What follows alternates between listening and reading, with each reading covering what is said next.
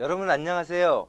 오늘은 챕터 8의 덩어리 결정 재료의 엑스레이 회절 강도에 대해서 배우겠습니다.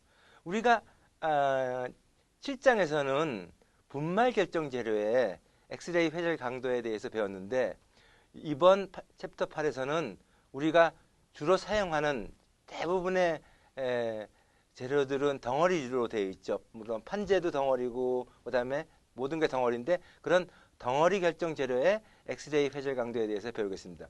이것은 우리 교과서 엑스레이 결정학의 페이지 333부터 355페이지까지 있으니까 여러분 먼저 한번 꼭 읽어보시고 이 동영상 강의를 수강하시면 훨씬 쉽게 이해하실 수 있을 겁니다. 자, 그러면 오늘 배울 이 8장에서 배울 내용에 대해서 공부해 보도록 하겠습니다.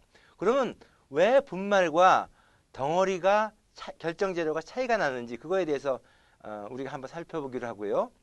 그 다음에 덩어리 재료에서는 우리가 극점도라는 것을 측정합니다. 그래서 이 극점도를 이용한 집합 조직의 평가에 대해서 방법에 대해서 공부를 하고 그리고 극점도를 이용해서 집합 조직을 우리가 찍은 다음에 그것을 가지고서 우리가 집합 조직을 어떻게 정량적으로 평가할 수 있느냐에 대해서 공부할 겁니다. 그래서 그 정량적으로 평가하는 것이 뭐냐면 방위 분포 함수인데 그 방위 분포 함수와 하나하나의 방위점과의 차이점이 무언가에 대해서 공부하겠습니다. 자, 맨 먼저 여러분들 이 지금 이 맨 위에는 우리가 이 철 분말을 가지고 이건 분말입니다. 분말을 가지고서 우리가 XRD 즉 측정한 즉 브레그-브렌타노 우리가 2세타 XRD 디프렉션 패턴을 측정한 결과입니다. 여러분들 얘는 항상 분말이기 때문에 일정한 패턴이 얻어진다 그랬죠. 그래서 우리가 이것을 이용해서 우리가 이것이 어떤 재료인지를 알 수 있다 그랬어요. 그런데 이 밑에 거는 우리가 철 판재입니다. 얘는 우리가 아변한 판재의 즉 덩어리의 시편입니다. 그런데 이건 판재마다 다 틀리게 나오는데 예를 들면 첫 번째 픽이 요게 110 픽인데 요 110 픽이 분말에서는 이렇게 높게 나오지만 판재에서는 이렇게 낮게 나옵니다. 이렇게. 그다음에 이 분말에서는 요게 200 픽인데 200 픽이 이게 이렇게 낮게 나오는데 이렇게 높게 나옵니다. 엄청 높아졌죠. 이게 이렇게 올라갔잖아요. 그다음에 다음에 나오는 211 픽도 요게 211 픽도 분말에서는 이렇게 약하게 나오는데 판재에서는 이렇게 높게 나와요.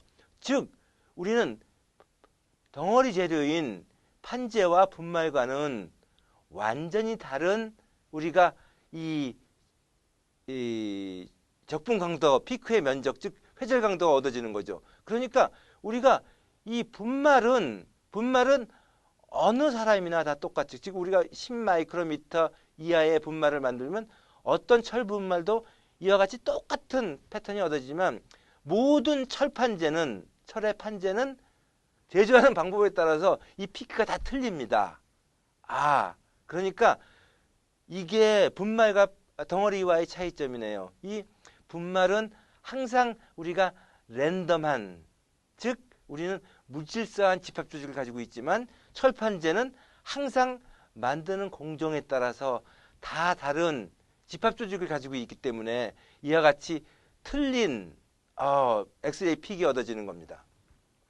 자, 우리가 이 지금 A의 경우를 A를 우리가 분말 실이라고 하면 예를 들면 이와 같이 이 HKL 면이 이렇게 ND 면에 이렇게 평행하게 이렇게 놓인 HKL 면에서부터 요게 회절 조건을 만족하면 회절이 일어나고 실제로 요 회절 조건을 만족하는 결정님은 지금 여기서 보면 많은 분말들이 있지만 이게 한 개가 요거에 만족을 하고 있네요.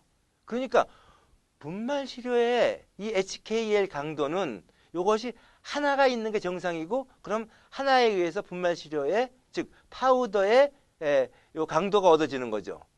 그러니까 우리가 이 ND 이 시편의 경우에는 몇 개가 만족을 하냐면 지금 요런 데 놓인 HKL면을 갖는 시료가 분말이 하나, 둘, 셋, 넷, 5개가 무려 놓이겠네요.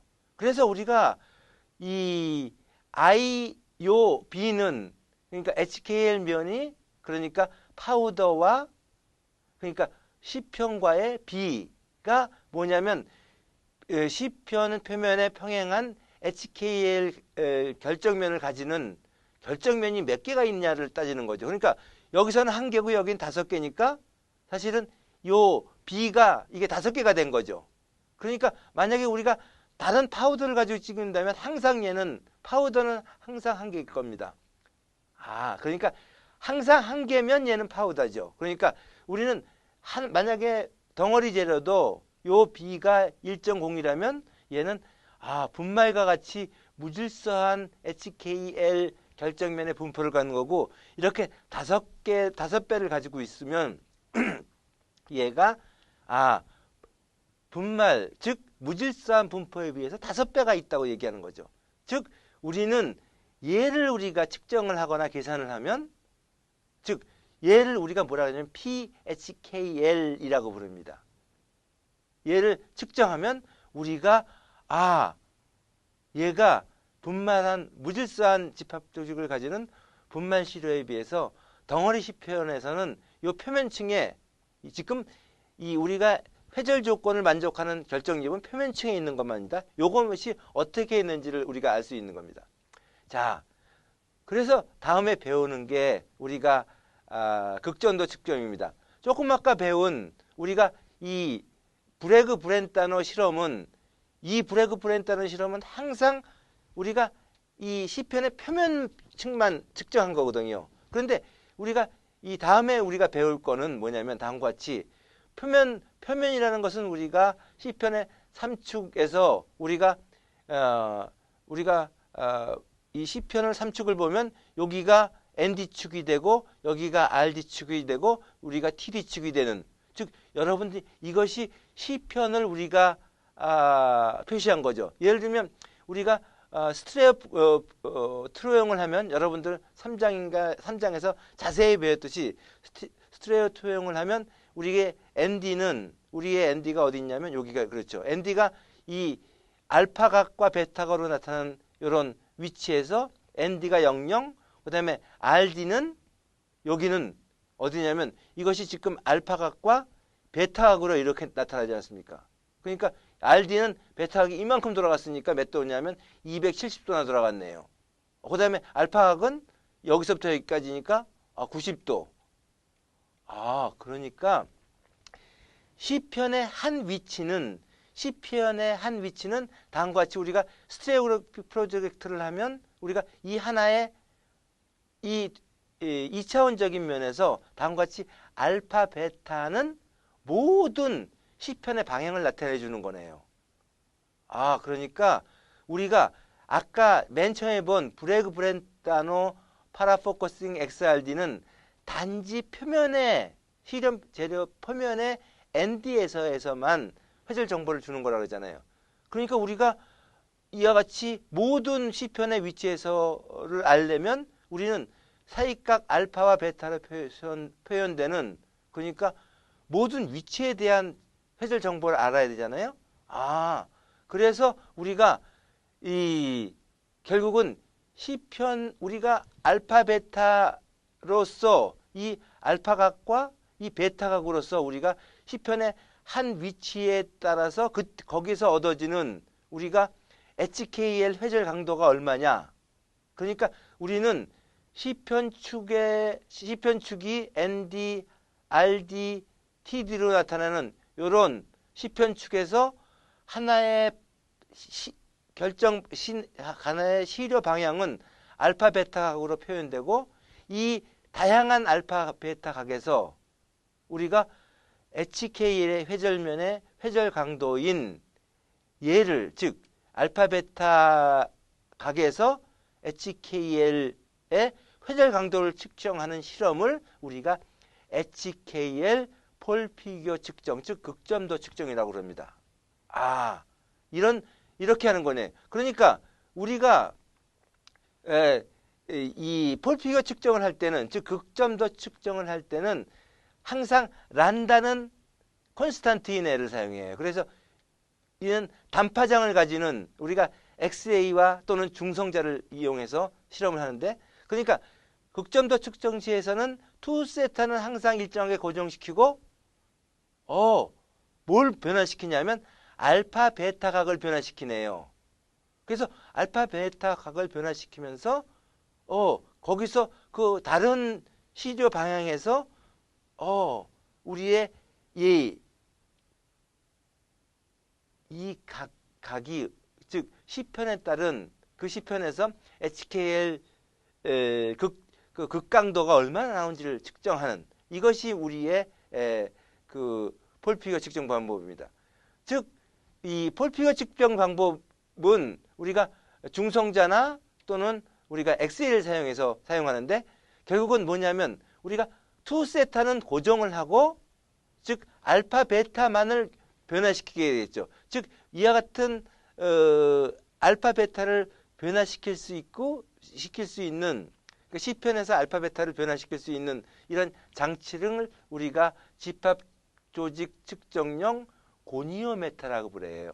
그러니까 이 고니오메타에서는 투세타 HKL이 고정된 상태에서 단지 시편의 위치를 우리가 바꿔가면서, 그러니까 시편이 원래 브레그 브렌타는 실험은 단지 요 면만 찍는 건데, 얘를 이렇게 틀어가지고 이렇게 뺑그르르 돌리면서, 그러니까 알파각은 아까 봤듯이 90도 돌아간다 그랬죠. 그러니까 평평한 데서 이렇게 돌아가는 거죠. 그 다음에 우리가 베타각은 요걸 같은 손바닥을 이렇게 돌리는 식으로, 얘가 뭐냐면 여러분들 이렇게 틸팅된 상태에서 이렇게 돌아가는, 그래가지고 우리가 각 알파각과 베타각에서 뭘 측정한다? 이 HKL 우리가 적분 강도를 측정한다는 거죠. 이게 우리의 극정도 측정입니다. 자, 우리의 극정도 측정에서는 이 HKL 얘를 측정하는데, 우리가 아까 극점도 우리가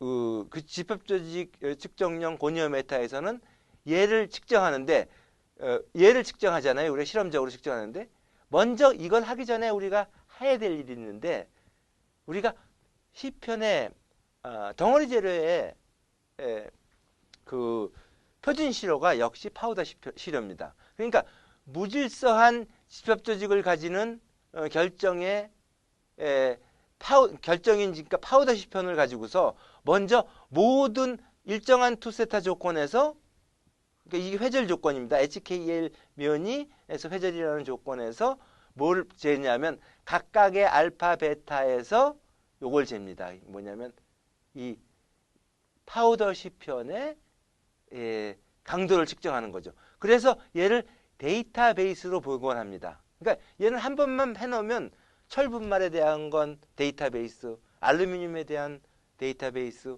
뭐 카파에 대한 카파베이스, 이같이 모든 시편, 파우더 시편의 데이터베이스를 만들어 난 다음에 우리가 이 각 덩어리 시편에서는 얘는 그러니까 데이터베이스는 예를 들면 철 시편, 알루미늄 시편, 얘는 데이터베이스는 딱 한 개입니다. 한 개. 파우더는 항상 일정하니까 이것도 한 개.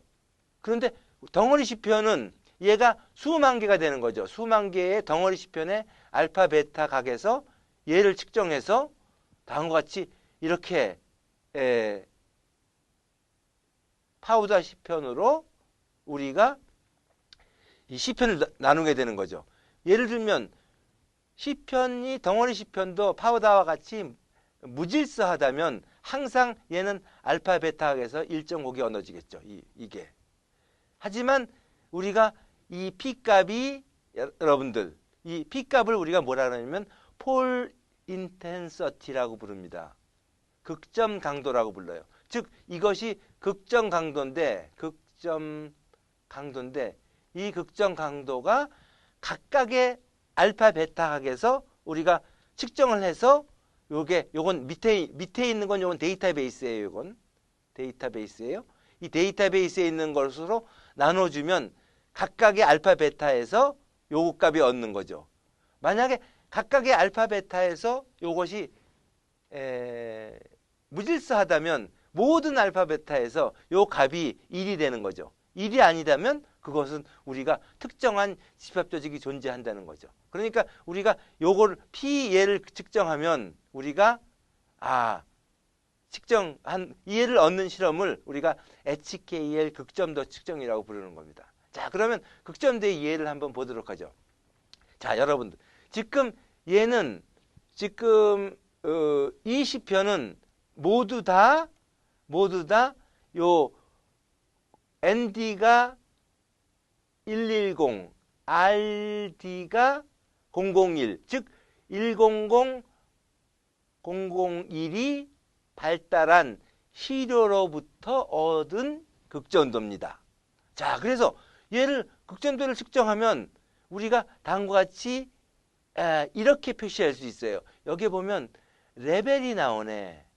그러니까 얘는 우리가 아까 얘기했던 뭐였죠? 이 PHKL 알파 베타를 이와 같이 표시한 건데 얘를 3, 4, 예를 들면 3, 4, 5, 6, 7이라고 쓴 게 아니라 얘를 우리가 다음과 같이 요게 등고선으로 표시했네요. 등고선의 레벨이 1, 2, 3, 4, 5, 6, 7입니다. 그러니까 요 맨 바깥에 있는 게 요게 1이고 저 안에 쭉 들어있는 게 얘가 뭐냐면 등고선이 7입니다.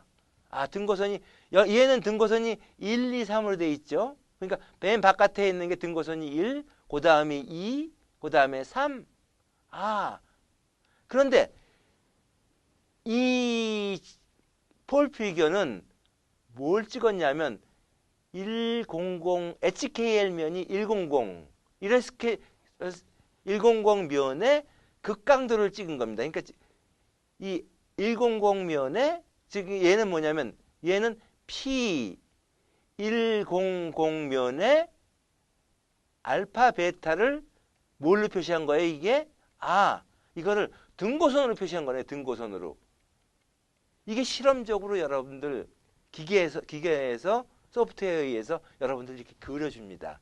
이걸 보고서 우리가 100면에 대한 걸 했기 때문에 얘를 100 폴 피겨라고 그러고 얘는 111면이 분포를 보여주는 건데 얘는 그러니까 얘는 뭐냐면 P110면의 알파 베타에서 저가 되는 거죠. 그러니까 얘는 뭐냐면 여기가 보면 요 안이 여러분들 요 안이 뭐냐면 요 맨 가운데가 여기가 알파 베타가 0도 되는 곳이죠. 즉 ND 부분. 걔는 여러분들 맥시멈인 3.8이 나왔네요. 그러니까 랜덤한 것보다 110 폴의 강도가 3.8배가 나온 겁니다. 얘는 110 폴이 여기가 맥시멈이 얼마냐면 여기서 나왔는데 이게 뭐냐면 여기 맥시멈이 7.3입니다. 그 얘기는 뭐예요, 여러분들? 그러니까 알파가 90도이고 여기서부터 여기까지가 90도죠, 여러분들. 그렇죠? 여기서부터 쭉 돌아갔죠. 베타가 이렇게 돌아간 거죠. 몇 도 돌아갔어요? 270도 돌아간. 즉 RD라는 곳은 여러분들 몇 도? 알파가 90도, 그 다음에 베타가 270도인 곳이죠. 그것에 100 폴 밀도가 얘가 얼마가 나온 거예요? 예를 들면 7.3. 이 뜻은 뭐냐면 랜덤한 파우더보다 7.3배 있다. 더 많다. 100. 이런 겁니다. 자, 실제 이와 같은 극점도를 여러분들 측정하면 여러분들이 얘가 이것으로부터 이게 우리가 뭐라 그랬냐면 110, 001 집합조직이 발달했는지 잘 모르잖아요. 이때 얘가 110, 001 우리가 집합조직이 있는지 없는지는 다음과 같이 우리가 이런 이상방위에 존재하는 얘를 그려보면 돼요. 극점들을 그려보면. 여러분들 3장에서 잘 배웠죠? 극점 그리는 방법. 그래서 극점들을 그리면 이 위치에 100 패밀리의 극점이 존재한다.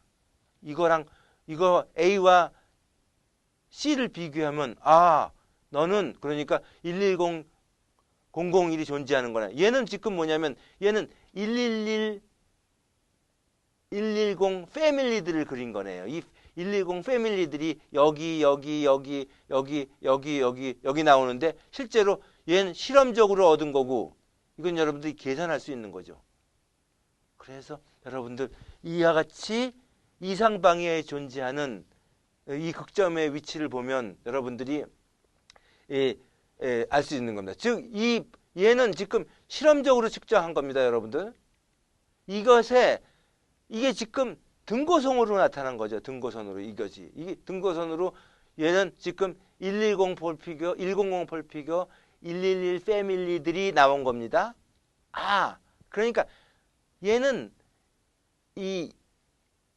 실제로 정확한 위치는 여기인데 여기서부터 약간 벗어난 것도 이렇게 나오죠. 실제 실험한 거는.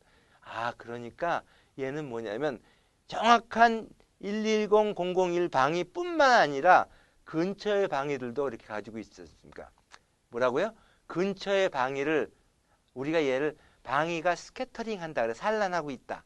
아, 그러니까 일반적으로 덩어리 시료에서는 싱글 크리스탈 때는 아니지만 우리가 집합 조직이 존재할 때는 이런 집합 조직이 존재할 뿐만 아니라 이게 정확한 방위뿐만 아니라 여기서부터 분포 산란된 방위들도 가지고 있는 거죠. 그리고 우리가 아까도 얘기했지만 이 이상 방위의 극점들을 정확한 극점들을 이렇게 그려보면 여기에는 얘는 110, 001 이상 방위의 극점들이 예를 들면 100 극점도가 여기에 이렇게 나타나고 여긴 111이 이렇게 나타나니까 우리가 이 실험적으로 측정한 HKL 극점도의 얘와 아이디어라는 오리엔테이션, 얘는 아이디어라는 오리엔테이션입니다. 얘를 비교함으로써 우리가 이 시류에는 어떠한 방위들이 존재한다 하는 것들을 우리가 파악할 수가 있습니다. 자, 지금은 똑같은 이 001, 110 집합 조직이 존재하는 110 집합 조직을 가리켜줘요. 즉 이런 집합 조직이 존재할 때는 다음과 같은 이런 폴들이 얻어지는데, 즉 A와 이 B의 차이점을 보면 이 맥시멈 인텐서티도 훨씬 낮고 여기가 이쪽이 B가 낮고 레벨들도 얘는 1, 2, 3, 4, 5까지 가서 5.5가 됐는데 얘는 1, 2 다음에 2.6이죠. 이 두 개의 차이점은 얘는 이 001, 110이 얘는 세게 존재하는 거고 얘는 강한, 얘는 약하게 존재하는 거네요. 그러니까 우리는 이 맥시멈 인텐서티와 요 등고선의 레벨을 보면 똑같은 이런 집합 조직이 존재하지만 이것이 얼마나 세고 얼마나 약하게 존재하는지를 우리가 정성적으로 파악할 수가 있네요. 그래서 우리가 이 집합 폴피겨는 여러분들 그러니까 얼마나 폴피겨는 어떠한 집합 조직이 어떠한 방위들이 얼마나 세게 존재하는지를, 그러니까 얼마나 세게는 아니지만 대충 얼마나 세게 얼마나 약하게 존재하는지를 우리가 파악할 수 있네요. 그런데 정량화는 아니고 정성적으로 이와 같이 내가 얼마나 세냐, 매우 강한, 좀 강하게, 얘는 아주 약하게.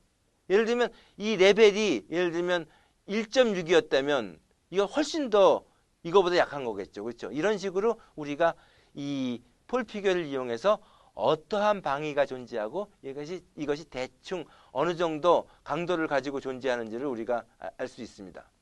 자, 다음은 우리가 이 폴피겨를 앞에서는 여러분들 이와 같이 무슨 폴피겨를 찍었죠?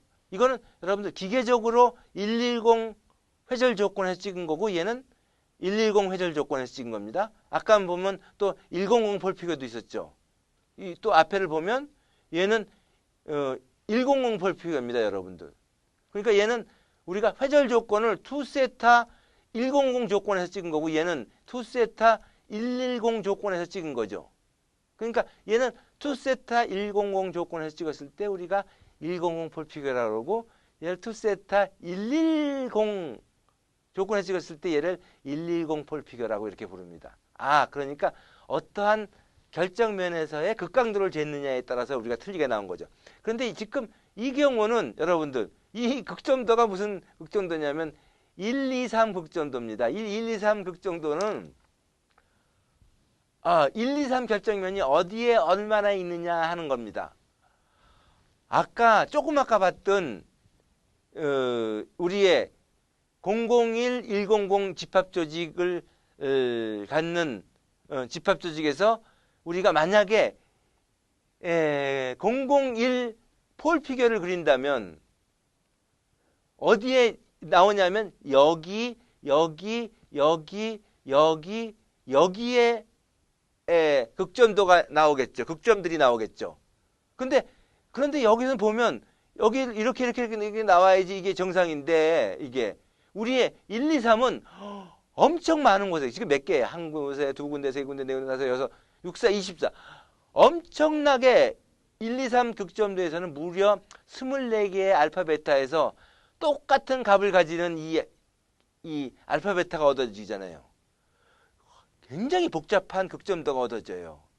그러니까 우리가 이 HKL 극점도를 측정할 때는 좀 로우 인덱스, 예를 들면 아까 얘기했듯이 100 폴피겨나 또는 뭐 110 폴피겨 이런 것들을 하면 훨씬 더 간단한 폴피겨가 낮아요.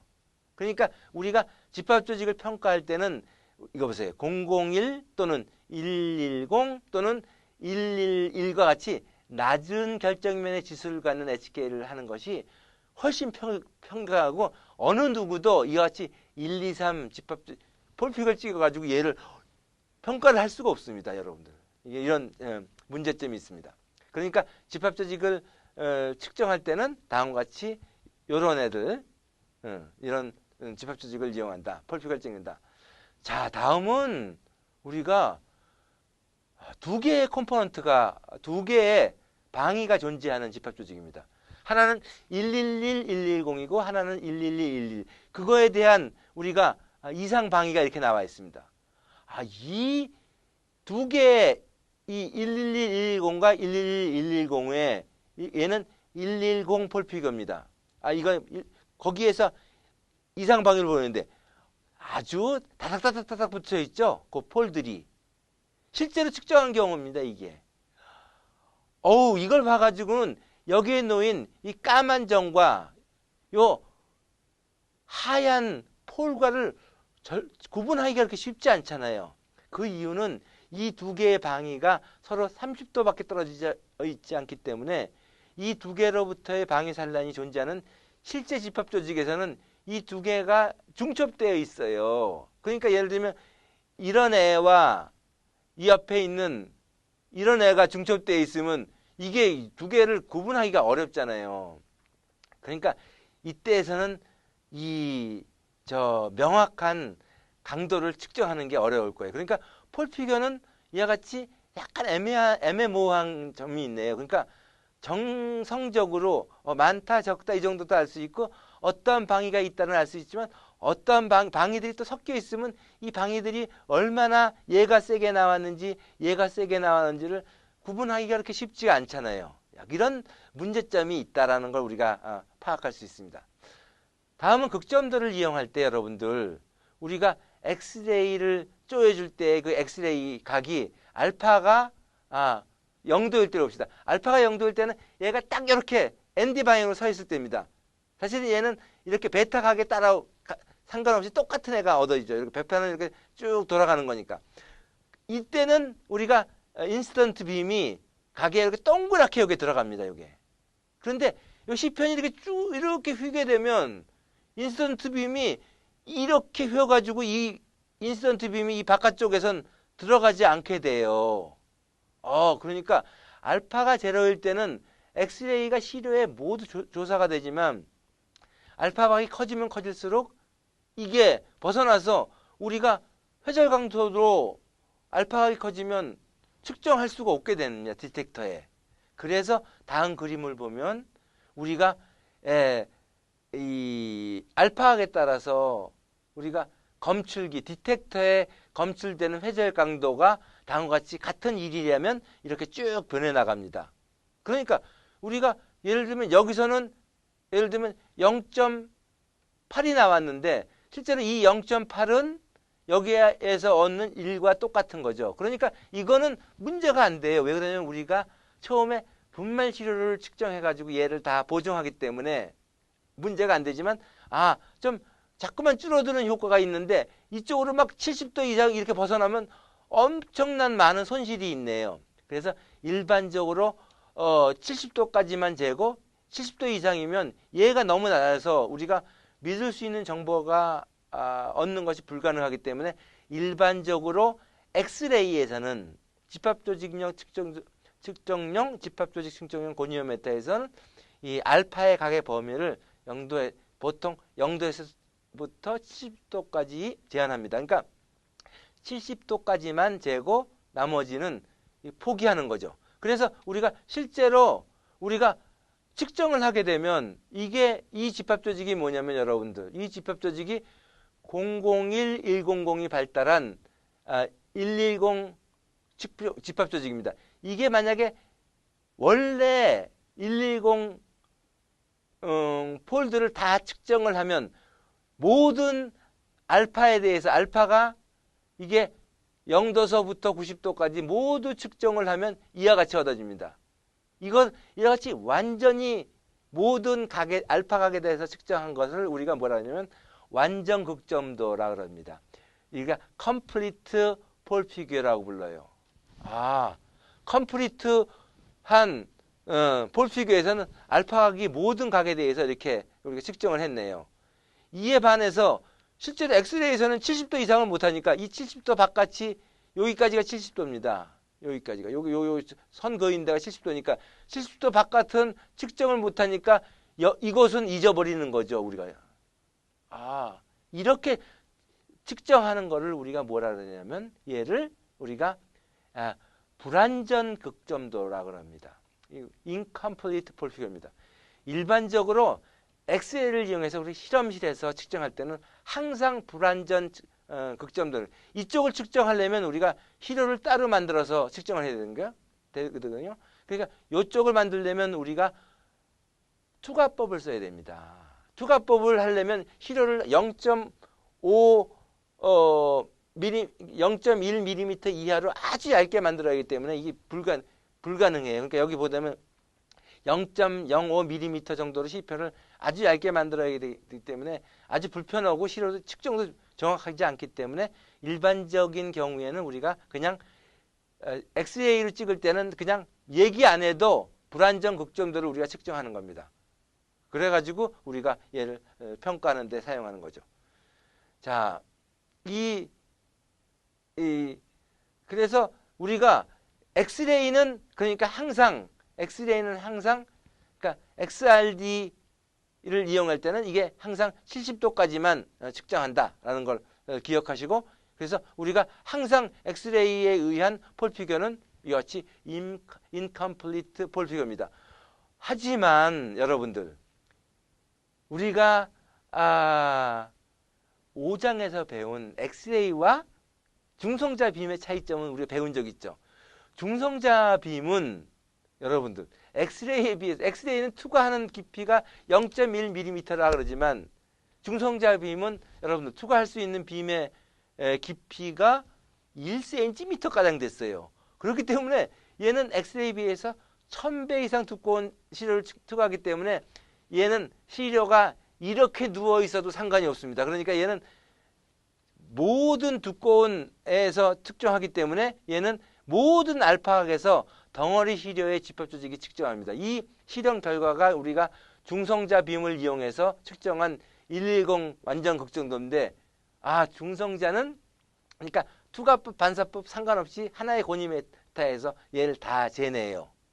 그러니까 이 중성자를 여러분들이 사용해서 우리가 집합조직의 이 집합 조직을 측정하면 우리가 항상 완전 극점도를 측정하네요. 그래서 우리가 이 실험 결과는 우리가 원자력 연구소에 있는 중성자빔 고니오메타에서 텍스처 고니오메타에서 측정한 결과인데, 여기서는 우리가 이 시료가 아마 오스테나이트 스테인레스 강의 집합 조직을 측정한 겁니다. 얘는 두꺼운 시료를 측정하기 때문에, 그리고 큰 시료를 측정하기 때문에 아주 통계적으로 믿을 만한 데이터를 제공합니다. 따라서 여러분들 그레인 사이즈가 크거나 예를 들면 시료가 불균일할 때는 우리가 항상 엑스레이는 우리가 항상 평면적인 데이터밖에 주는 게 아닙니다. 왜냐하면 평면에서부터 0.1mm 안에 있는 집합 조직만 주는 거지만, 우리의 그 중성자빔 회절은 우리가 전체 두께에 대한 시편을 얻는 거죠. 예를 들면 판재 경우에는 우리가 3겹, 4겹, 5겹, 6겹을 겹쳐가지고 한꺼번에 측정을 해도 우리가 그 전체에 대한 데이터를 얻기 때문에 아주 통계적인 데이터를 얻는 겁니다. 자, 다음 그림은 여러분들 우리가 이 원자력 연구소에 있는 중성자 집합 조직 측정용 우리가 고니오메타입니다. 여기서 보이는 이 원자로부터 여기에 보이는 요게 콜리메이터인데, 요 원자로가 이쪽 반대쪽에 있습니다. 거기서부터 여기를 통해서 요 파이프를 통해서 그 중성자 빔이 나옵니다. 거기다 여기 시편이 이렇게 놓이는 데거든요. 여기가 요 끝이 이 시편이 놓이는데, 이 시편이 이렇게 놓이고, 요 시편이 놓인 게 보면 다음과 같이 투세타를 돌려가지고, 우리가 투세타를 이거는 텍스처를 할 때는 이건 고정입니다. 얘를 콘스탄트로 우리가 고정하고서 뭘 변화시키냐면, 우리가 요 시편의 알파각과 베타각 또는 얘까지 돌리네요. 그러니까 돌아가는 게 하나, 둘, 셋, 넷, 3개, 4개. 그래서 이걸 우리가 4서클 디프렉터메터 중앙에다가 시편을 놓고서 우리가 얘를 하면서 측정합니다. 하는 겁니다. 그래가지고 우리가 이렇게 측정해가지고 그 앞에 있는 것 같이 그러니까 풀로 모든 그렇게 가지고 이런 소프트웨어를 이용해서 우리가 측정한 극점도를 얻을 수 있습니다. 자, 여기까지가 우리가 8장의 파트 1이고, 곧 이어서 파트 2를 공부하도록 하겠습니다. 여러분들 수고하셨습니다.